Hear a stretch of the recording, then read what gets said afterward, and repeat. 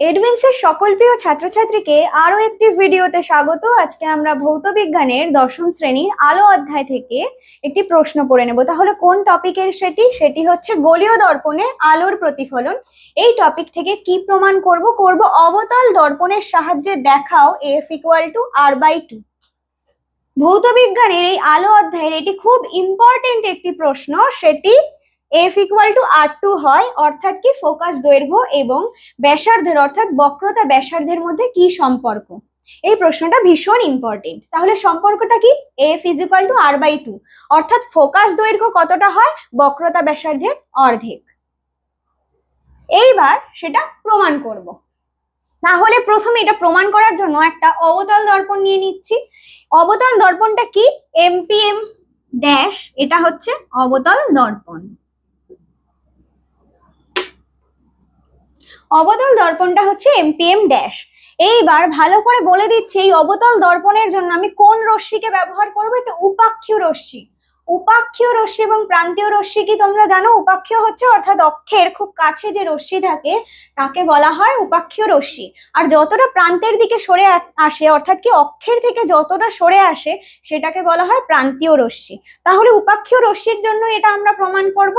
তাহলে ধরছি যে AB, এই উপাক্ষীয় রশ্মিটা কি হয়েছে?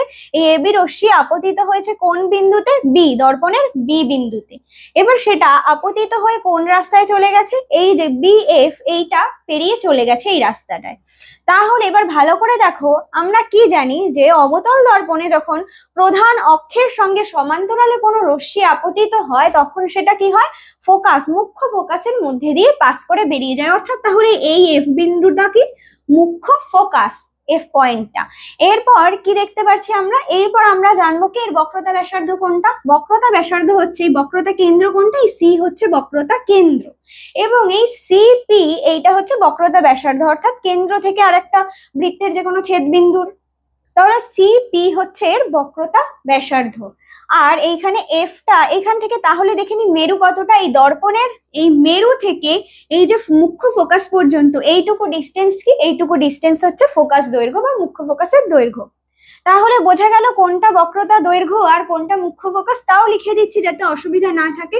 CP এইটাকে আমরা ধরবো R, অর্থাৎ কি বক্রতা ব্যাসার্ধ।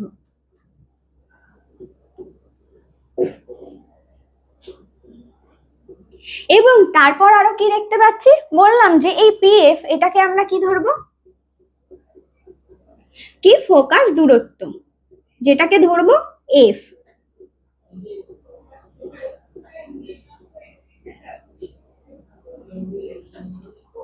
এরপর কি হচ্ছে ভালো করে দেখো, এই CP আর এই PF এর মধ্যে সম্পর্কটা প্রকাশ করব। তাহলে প্রথমে কি দেখতে পাচ্ছি? AB রশ্মি আপতিত হয়ে BF এই পথে চলে গেছে কোন দর্পণে? MPM ড্যাশ দর্পণে, যেখানে P হচ্ছে মেরু, F হচ্ছে মুখ্য ফোকাস, C হচ্ছে কি বক্রতা কেন্দ্র। তাহলে কোন কোণে পতিত হয়েছে ভালো করে দেখো? অভিলম্ব। এই অভিলম্বের সাথে কোন কোণটা ধরেছি? I কোণে। এইবার এই কোণটা কি আপতন কোণ কোনটা? তাহলে এই যে ABC, এইটা হচ্ছে আপতন কোণ। এই পাশে লিখে দিচ্ছি।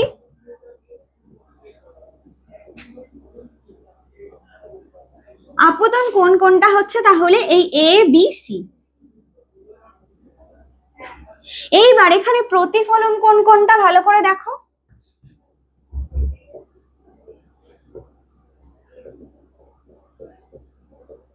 প্রতিফলন কোণ হচ্ছে এই কোণটা, অর্থাৎ কি FBC বা CBF। লিখে দিচ্ছি CBF,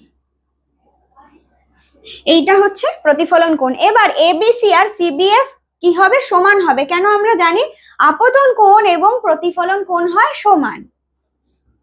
লিখবো কি? প্রতিফলনের সূত্র অনুযায়ী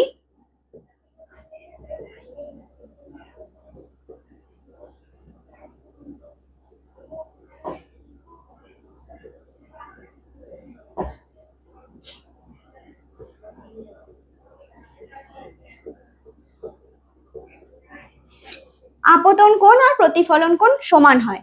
এইবার ভালো করে দেখো, এইখানে অঙ্কের একটা প্রমাণ কি, যে তোমরা জানো যে দুটো সমান্তরাল সরলরেখার যে ছেদক থাকে তার সাথে যে একান্তর কোণটা তৈরি করে ওই ছেদকের সাথে ওই সরলরেখা দুটো, তারা কি হয়, ওই একান্তর কোণগুলো কি হয়, সমান হয়।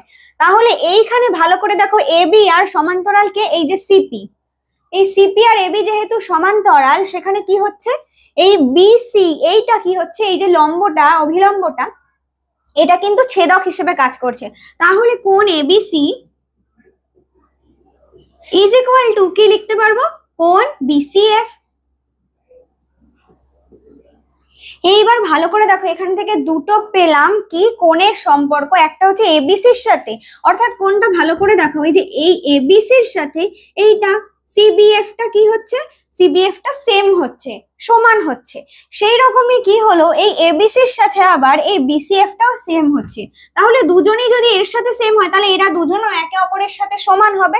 সুতরাং এখান থেকে আমরা লিখতে পারি কি, কোণ সিবিএফ ইকুয়াল টু কোণ বিসিএফ।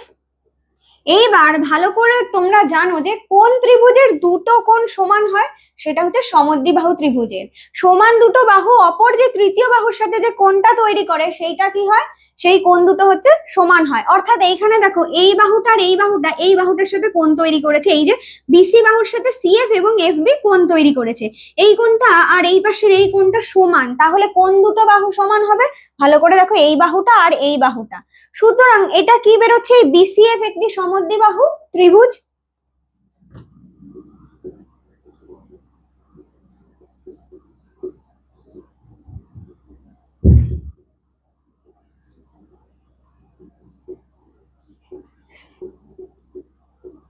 সুতরাং এখান থেকে কি লিখতে পারবো, সমদ্বিবাহু ত্রিভুজের দুটো কোণ যেমন দুটো বাহুও সমান হয়, অর্থাৎ সিএফ ইকুয়াল টু বিএফ। এইবার আমি প্রথম থেকেই বলে আসছি আমি কি রশ্মি দিয়ে এটা ধরেছি, উপাক্ষীয় রশ্মি। উপাক্ষীয় রশ্মি অর্থাৎ অক্ষের ভীষণ কাছে থাকে। এইবার এই উপাক্ষীয় রশ্মির ক্ষেত্রে কি হয়ে যায়, তাহলে এই যে এই পি, এইখান থেকে যে পিএফ এর মান আর এই বিএফ এর মান খুব কি করে, খুব নগণ্য এদের ডিফারেন্স থাকে, বা অন্তর এতই কম থাকে যেটাকে আমরা নগণ্য হিসেবেই ধরবো। এইবার আমরা উপাক্ষীয় রশ্মির জন্য যেহেতু করছি,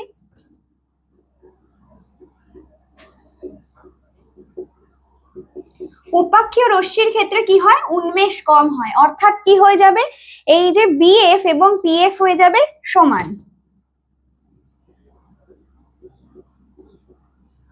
এইবার ভালো করে দেখো, এখান থেকে কি পাচ্ছি আমি, কন্ডিশন দুটো, সিএফ আর বিএফ সমান, এটা এবং এটা। আবার আরেকটা কি পেয়ে যাচ্ছি, পিএফ এবং বিএফ সমান। তাহলে ভালো করে এই বিএফ এর সাথে এও সমান এও সমান, অর্থাৎ কি এরা দুজন নিজেদের মধ্যে সমান। সুতরাং এখান থেকে তো লিখতে পারা যায় যে কি, BF CF is equal two PF, তাই তো, দুজনেই বিএফ এর সাথে সমান। এইবার ভালো করে দেখো, সিএফ এবং পিএফ একটা সরল রেখার মধ্যে অবস্থিত এবং এই এফ বিন্দুটা এদের মাঝে আছে। এবার ঠিক মাঝে যদি না থাকে তাহলে কি এরা সমদ্বিখণ্ডিত হয়ে দুজন সমান হতে পারে? সুতরাং এফ কি হচ্ছে, এর মধ্যবিন্দু। এর থেকে কি বোঝা গেল যে এফ, এই যে এই দূরত্বটা যেটাকে আমরা কি হিসেবে ধরেছিলাম, এই সিপি কে ধরেছিলাম আর, এবং এই পিএফ কে ধরেছিলাম আমরা কি, ফোকাস দৈর্ঘ্য এফ।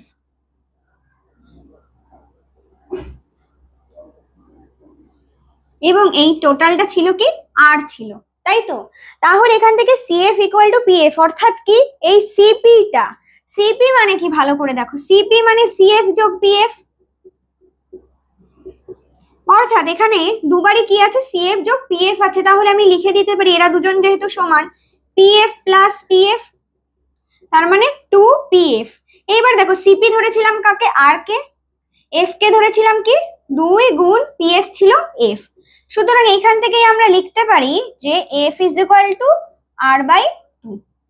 তাহলে এই সম্পর্কটা প্রমাণ হয়ে গেল, ভালো করে দেখে নাও।